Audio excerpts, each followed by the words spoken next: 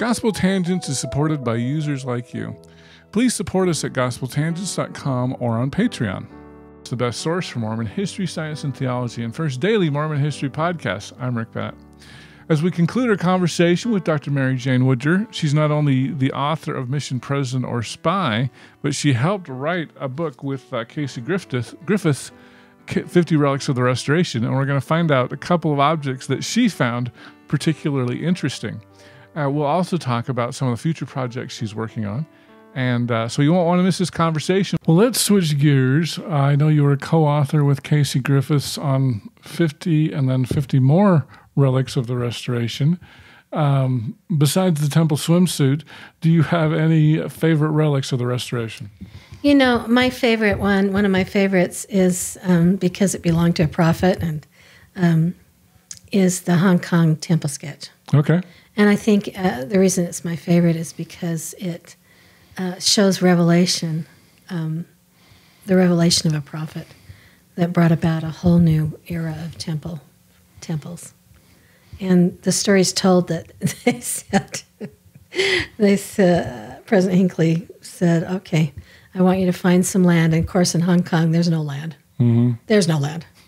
And we're going to build a temple here, and we want to do it before Great Britain hands the Hong Kong back to China. Oh. So they were under a little bit of a pressure time. So they take him out. He comes and they take him out, show him a couple places, and he'll go, no, this isn't it. No, this isn't it. This isn't it. And then President Hinckley talks about going back to his hotel room and waking up in the middle of the night, and the Lord's saying, you have the land. You've got a building on it right there. And he takes out a paper napkin and sketches the idea of an existing building, part of it becoming a temple, and sketches it. And then he calls, Elder Carmack, Elder Bruff, Elder Tai, and talks to them. And they go, well, Elder Tai said, it's okay to have a chapel there, but wow, do you know what the surrounding area is, President Hinckley? And it was, women with the oldest profession. And President Hinckley said, well, when we get the temple there, it won't be that anymore. And truly the place, you've got schools, you've got such a beautiful neighborhood now. Oh, really? But, I think this also shows just how kind and how sweet President Hinckley was, because he took that napkin and gave it to Sister Bruff. Oh. And she has it. She still has it. Oh, wow. And has framed it. So it's really just a napkin that he wrote a sketch on. It's funny because the temple department took his drawing, but there it is. I don't know if you can. Okay. And I can scan it in maybe, yeah. The temple department looked at it, and they they said, oh, well, we think we need to make this one change. We needed to have 4 floors instead of 3. And it ended up that with 4 floors, it wouldn't muster the regulations. Oh. So they had to go back to the original 3. Oh, wow. That President Hinckley drew in the first place. So I just love the story of that. Yeah. I'm trying to remember. I wonder, because it seems like they've done a similar thing in Manhattan, because I think there's a law that the main floor has to be open to the public, and then they made upper floor as a temple in Manhattan. Yes. Is that kind of based on the same idea? Oh, yeah. Okay. Absolutely. This is the first one where you're going to have part of a building, the temple. Okay. Yeah, absolutely. Well, very interesting. I think why can't I remember their name? Alpheus Cutler. The Cutlerites have a similar thing. They've got a chapel on their main floor, and then the upper floor is kind of their temple. They're one of the only other restoration churches that have a temple. But interesting. Yeah, so that's interesting. Yeah. Any other things? Why don't you show everybody the cover really quick? It's been a while since I talked to Casey. It's that cover. There you go. Perfect. 50 Relics of the Restoration. Do you have any other favorite relics of the Restoration? I told you I was a home ec teacher, so I sewed. Okay. And one of my favorites is this 55-cent dress by Belle Spafford. Oh, wow. And Belle Spafford was a former Relief Society Relief president. Society president. General Relief Society She was president. for decades. Yeah. She was for decades, and she she's one of my favorites. She did not like Relief Society at all, and then she ends up being the General Relief Society funny. president. But they decided that she would join the National Women's Organization, and she would join the National Women's Organization, and she went, and she didn't feel great about it, and she wondered, what are we doing this for? And President McKay said, no, you need to go, and you need to make a difference. And so at one point, they invited her to a gala, and, they're all in their fashion, Outfits. What are you wearing? And from New York, and so she said, what am I going to do? So she went and got some drapery material. Drapery? Made herself a dress Oh. for 55 cents That's and wore that to the gala. So I love that about Belle Spafford. Do you remember when she served approximately? I think she was right after World War II, and she served until the 70s. Okay. The next one that comes in will be Barbara B. Smith. Okay. She's there for decades, Okay. for a long time. Interesting. Yeah. All right. Well, are there any other projects you're working on? What can we look forward from Mary Jane? I am working on an incredible project. It's called The Second Harvest.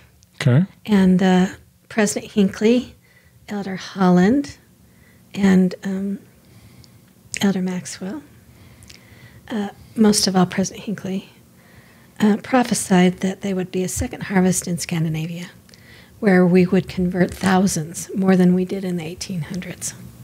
And they would come into the church they would come in the church and stay, and this second harvest.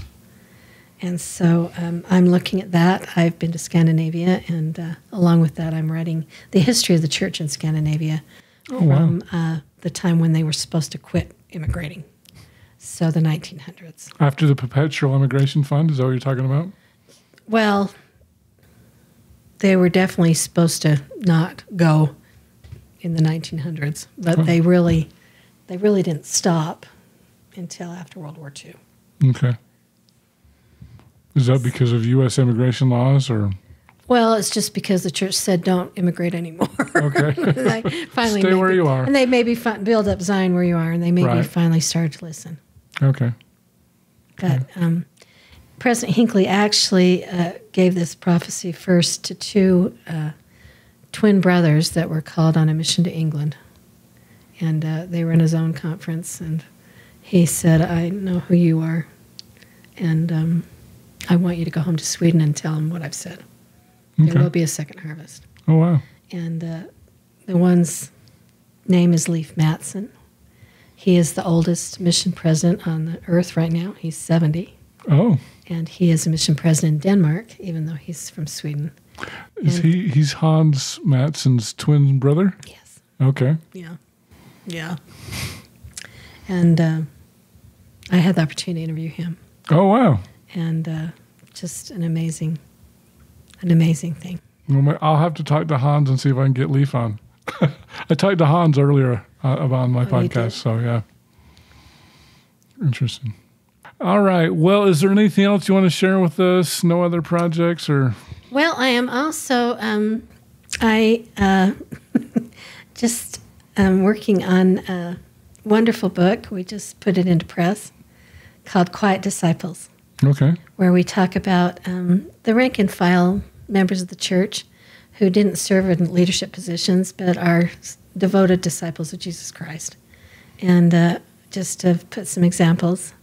And it's a wonderful book about just ordinary Latter-day Saints who have made such a difference. Mm-hmm. And I'm hoping that will come out next year. Okay. Well, cool. And Casey is my co-author on that book. Oh, wow. So I'll have to get you both on this next time. There you go. There you go. Well, cool. Well, Dr. Mary Jane Woodger, I really appreciate you for being here on Gospel Tangents. Why don't you go ahead and show everybody the book again? Because I think, this is a story that people don't know. Remind us the name of the book. It is Mission, President, or Spy, The True Story of Wallace E. Toronto, the Czech Mission, and World War II. All right.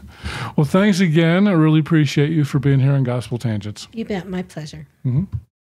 I hope you enjoyed our conversation with Dr. Mary Jane Woodger. She's the author of Mission, President, or Spy. It's a great book, especially if you want to get into the Cold War and Nazi-era regimes in Germany. In Czechoslovakia. So, Mary Jane, thank you so much for sitting down with me. I'd encourage you guys to get it. I got mine on Amazon. It's published through BYU Religious Studies. So, it's a fantastic book with a story that I think is pretty much unknown in all of church history. So, thanks again, Mary Jane. I really appreciate it. In our next conversation, I'm excited to introduce Dave Butler. He has some very interesting insights into temple theology in the Book of Mormon. The Book of Mormon is written by people who are temple initiates. So their religion has an exoteric form, has an outside form. That's go to church and do things together in public. And it has an inside form where they do things in private. And not everyone is allowed. And they are initiated into the esoteric part of their religion. And they expect that their readers are too. And so they signal often to the reader by invoking the imagery and the language of the ordinances that they, the Nephite prophets, know, expecting that we will understand it. And if we see that, we can get a better read on the Book of Mormon and what it's really talking about. Thanks for listening, and I hope you to continue to enjoy Gospel Tangents. Consider becoming a Patreon or go to gospeltangents.com/shop, and you can get a cool tie, a hat, or even a nice mug. You can also get a sweatshirt. So check it out at gospeltangents.com/shop.